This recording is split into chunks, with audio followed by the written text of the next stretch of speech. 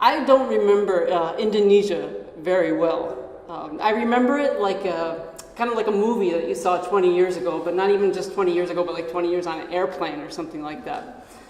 I was there in 2000, the year 2000, for just a few months, interviewing sweatshop workers who were working on the outskirts of the slums outside of Jakarta.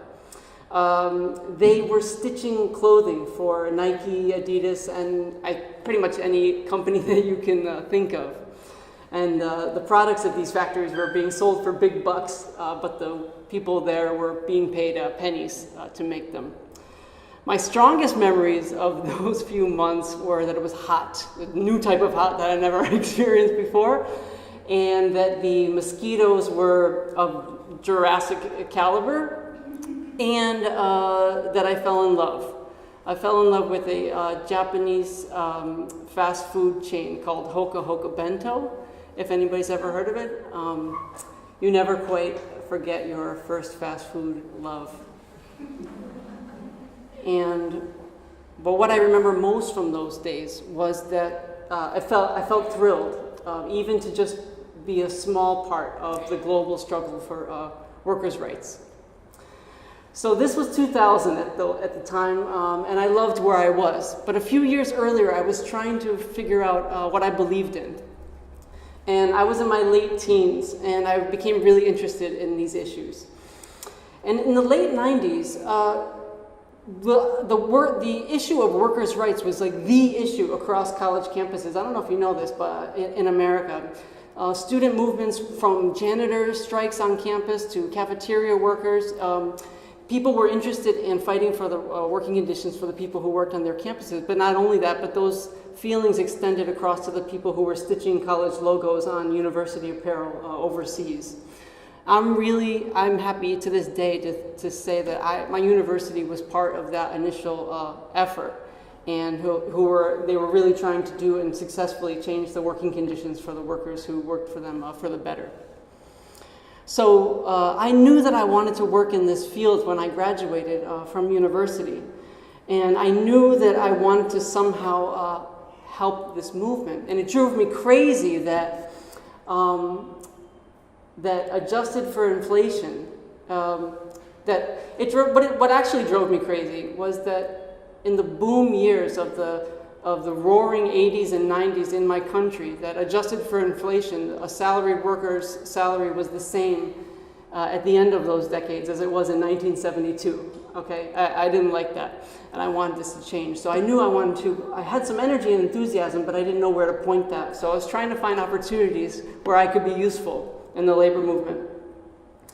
And so the summer that I graduated, I found out about an internship program in Boston that was run by one of the large unions. If you're familiar with the US, Boston is kind of in the northeast corner. And there was an internship run by one of the large unions there, and they were looking for people just like me.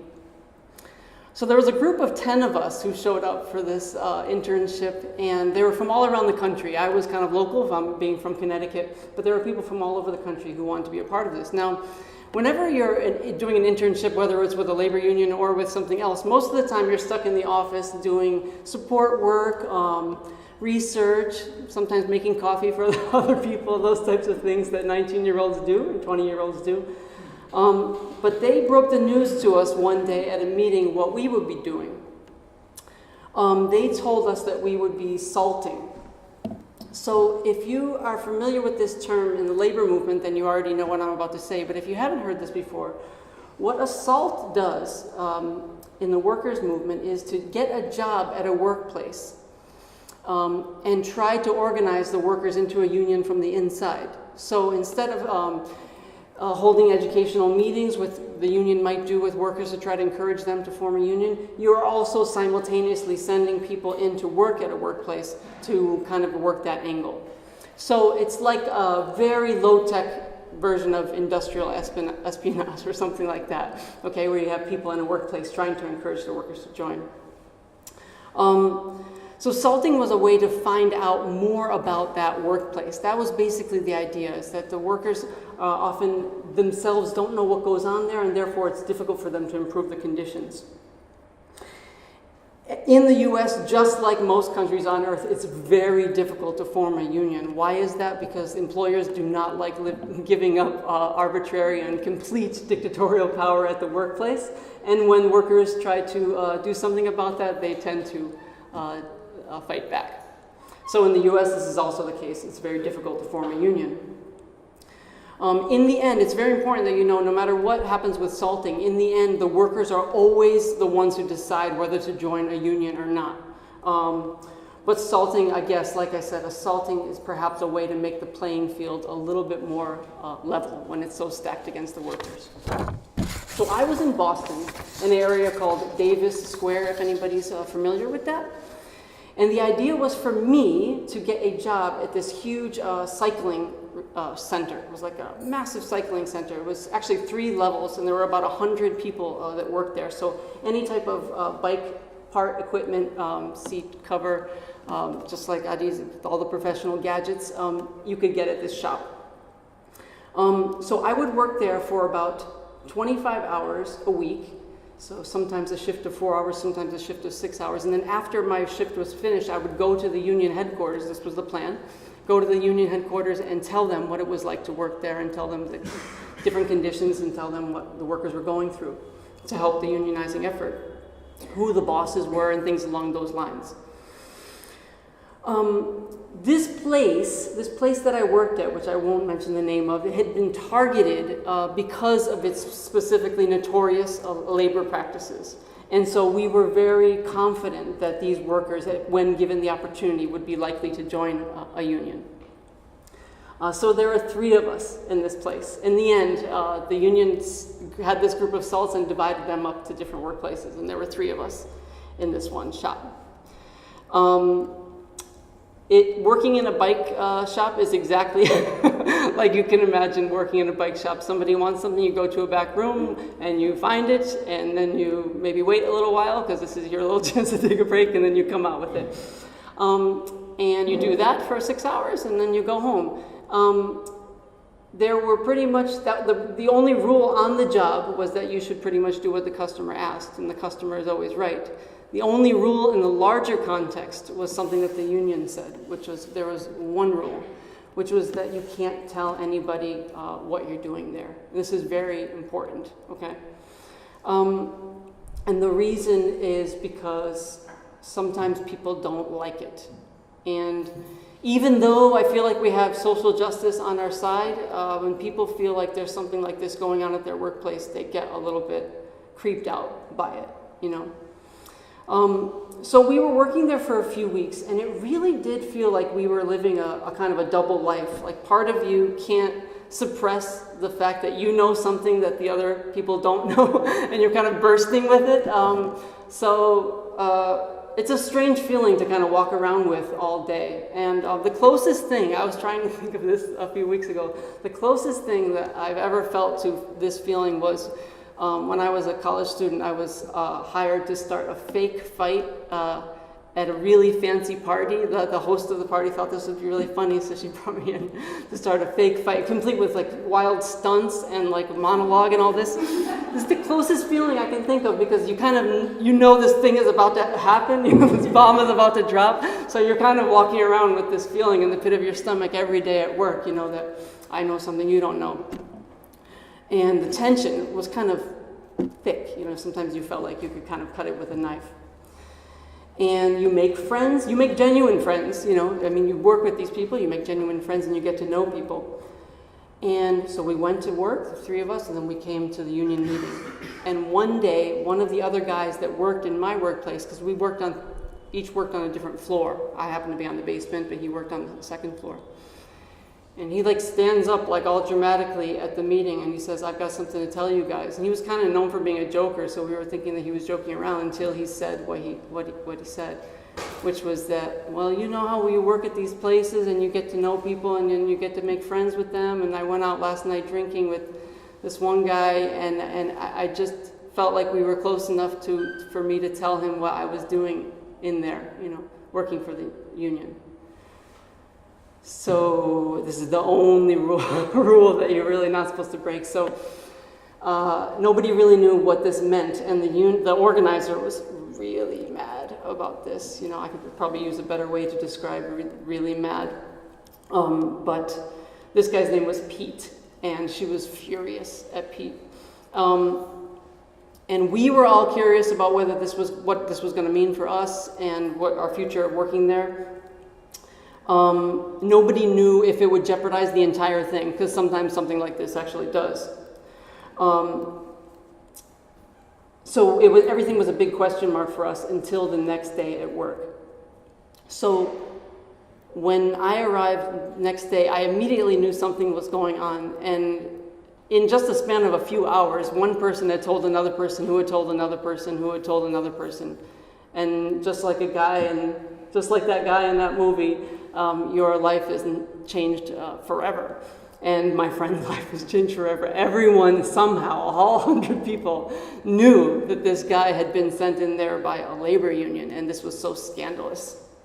And it was so funny because people were even running up to me, of course, to tell me this, and I was appalled, shocked to find this going on here at our workplace. And I acted just like everybody else acted. So the third member of our group was Julie, and she was on the first floor. And 2 days after this, she came to the union meeting, and she said that she could have sworn somebody was following her, like on the way to the meeting. And it happened again after that, and I think we all came to the conclusion that the company had hired private investigators to follow the people because I think they suspected that there was more than one person involved in this. So they had a few ideas about who it might have been and sent people to follow them. And when I came into work the next week, they knew that it was Pete working on the second floor and Julie working on the first floor. These were the two salts that were sent in to organize this workplace. But of course, there were three of us. So things were kind of unraveling at this place. And when something like this happens, what the company does and what the bike shop did was to put all the focus onto the tactics of the union, rather than to talk about the conditions at the bike shop. This is a tried and tested strategy, and everybody does it, and their lawyers advise them to do it, and they did it, of course. Rumor is a much more lethal weapon than the truth, and that was the case here as well. Things weren't out of control quite yet. There was actually a core group of workers, genuine workers, in the bike shop who wanted to form a union. So as long as they still existed, it didn't really matter all the shenanigans that were going on with us and with the company. But before giving up on the workplace, I decided to take a little initiative on my own, because I was the one that was kind of unshackled.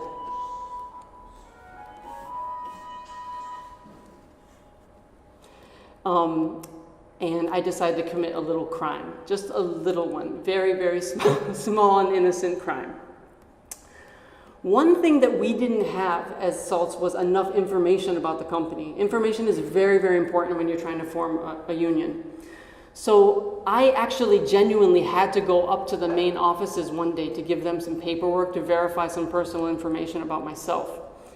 And the day after I went up and brought that paperwork, I went back up to the office and I said, "You won't believe it, but I lost that paperwork that I had brought yesterday." I really didn't, but this is what I told them, that I had lost this paperwork. And if anybody's familiar with U.S. documents, the documents that I told them I lost was my social security card and my birth certificate, okay? So everybody feels sympathy for you when you say you lost these, because they know it's such a big headache for you to get them again and find them. So they said, "Oh God, well, we're sorry to hear that." And then I, with my most sad and desperate face, I said, "Is there any way?" I said, "Did anyone happen to find them here?" And they said, "No, like, do you remember what it looked like?" And I said, "Yeah, I always carry them around." And actually, it's just like this. I always carry them around in a bright neon green envelope. Which I don't, okay? But I knew that they would never find a bright neon green envelope. So I asked them if I could look in their trash to find it.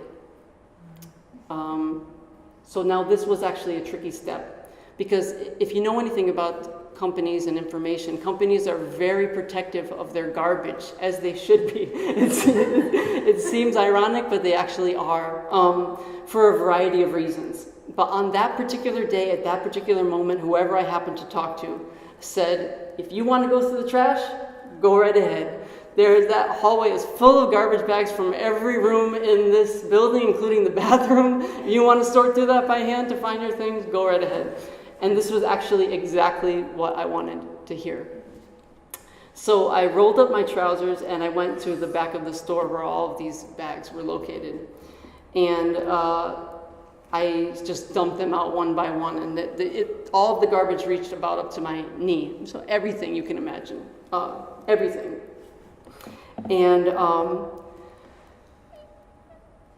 unfortunately, one of the janitorial crew supervisors was standing there next to me, in disbelief that I was going to sort through all of this stuff, kind of sympathetically, trying to lend me a hand. And I started to sort through this. So I am sorting through all of this trash, looking for something that's not there, while he is standing there watching me. And after about 5 minutes, doesn't seem like a long time, but when you're sorting through garbage, it's a long time, especially when you know that you're not going to find this thing. And he says to me, "Can I help? Can I help you?" And I said, "No, please, don't worry about it. It's my responsibility. I'm the idiot who lost it. I'll find it." And he's like, "No, let me help you." So I'm trying to describe this envelope, and now we're both sitting there doing it. And at one point, I push aside this big clump of coffee grounds, and I see this thing, and I see the words payroll at the top of some shredded documents. Okay, sometimes you can catch a glimpse of something on top. So this is what I was looking for, because payroll information is very important. But payroll information shows you how much each worker makes. But not only that, that's not interesting on its own. But what's interesting is that you can see who's been there longer than other workers, different positions, people who shouldn't be getting paid more than others are, people who've been there a long time are still getting paid very little, and things like that. So this is very important information if you want to organize a union. But I had this problem that this guy was there. So at one point the guy gets up and kind of dusts himself off, and he's just standing there watching me. Not in any confrontational way, but more in a sympathetic way. But I'm thinking, what am I going to do to take this stuff with him standing there? But the thing is, it seems strange, but you can do something right in front of somebody's face, and if they're not looking for it, they won't see it, if that makes any sense. Now it's been 15 minutes, and he's just watching me in this glazed over way that you watch somebody sort through garbage. You're not just watching it like it's a scientific experiment or like you're looking at glaciers. You're just kind of looking at it in some general way, like you're watching TV. And I just took a risk, and I just sorted, and in one movement, I took this huge bundle of documents, pulled up my shirt, and slid the documents in like that. Now, I didn't stand up and go like that, but I was hunched over, and it all happened. So I practiced a few rounds to see if he would notice, and I put them in there. So what do you do? Now I really felt like they were in there tight. I patted it down, so I looked fine, and then just for good measure, you have to sort for another 5 minutes, to make it convincing. So then I said, you know what, I cannot find these stupid things. I was like, forget it, I really appreciate you. And he was really sympathetic, saying, oh, no problem, geez, if you want to come back and look tomorrow, and, okay, maybe I will, actually. And then I walked out, and I can feel my legs shaking. Even now talking about it, I was so nervous walking out, because I just knew somebody had seen it, maybe this guy really knew what it was, or there was a camera there or something like that.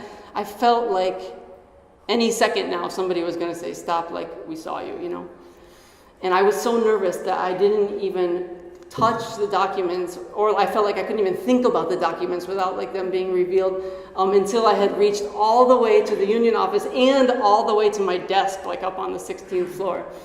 And I just opened my shirt, and all of the documents spilled onto the table. So has anyone here ever shredded important documents? for work or anything like that? Yes? Just one word of advice. If you ever have to do that, shred the documents into strips and then take those strips and shred them again, because this company hadn't done that. I like puzzles. So, so it took me 2.5 days, but after 2.5 days I had pieced together 12 pages of payroll. And it's really not as difficult as it sounds once you get going. Just like a puzzle, if you do the outside first, then the rest kind of falls into place. And this info, I was told, because remember I'm kind of on the inside, I was told that this info was very helpful to the campaign because it gave them some great insight to what was going on in the company. And that I was also told that it had gained some supporters for the union, which I was really excited about, because now there's kind of two sides starting to form at this bike shop. So a full-blown campaign followed. So if you've ever been in a unionized workplace, you know what this is. So this means that the union is holding meetings all the time for the workers outside of work, but the company, at the sacrifice of their own business, is also holding meetings at the workplace, telling workers all kinds of wild lies about how terrible unions are and how they're going to make their life so much more miserable and come between the precious relationship between the boss and the employees. So this is going on, and everything was building towards, the momentum was building towards a final vote. And one day the vote came, and it was decided by just a handful of votes, and the company won. So there would be no union at that bike shop. So, you know, who knows? Maybe what swung the election, I unfortunately think this is probably what swung the election, was that just like any election, it's always the independent middle that kind of swing it. It was probably the idea that they had found out that there was two salts working at that workplace, and something struck them as kind of not right about that, and people probably voted against the union for that reason. But I would like to think that credit for winning goes to the company, who told the workers all kinds of terrible things and threatened their jobs and threatened their livelihoods, because that's a tried and tested strategy, and basically it works every single time. So it wasn't surprising in the end that we lost, especially in the late 90s and early 2000s. This was happening all around the country. And the next 10 years went by. Over the course of the next 10 years, economic power in my country had gotten so concentrated into the hands of a few that there was this term that started to become very popular, which is the 1%. I don't know if you've heard this term, the 1%. And in America, the 1% means, it stands for the 1% of the population that hold just over 42% of the net financial wealth in the country, while the rest of the 99% is fighting over whatever remains. The numbers are actually more stark than that if you look closer, but that's just generally the general picture. Despite the effort of many people I knew, including some of my closest friends, fewer and fewer people every year were joining unions, and the situation had gotten so bad that it had dropped to single digits in some industries, which means 8 and 9%. If you're not sure where that number stands, just compare it to any European country or something like that. Sometimes you see 80s and 90s in terms of union representation. It took a long time and many years that followed, but unions just started to make some inroads when they focused on jobs that were impossible to move overseas. Fast food jobs. Not to bring it back to Hoka Hoka Bento. If anyone has followed the news lately, and I mean just lately, like in the last few months, things are happening in some of the most high-profile fast food restaurants across the country. There are strikes and demonstrations nearly every week where people are demanding that their jobs pay them not just a minimum wage, but a living wage. And a living wage means enough money not only to survive, but to live with dignity and respect. And I don't think that's too much to ask for. Thank you.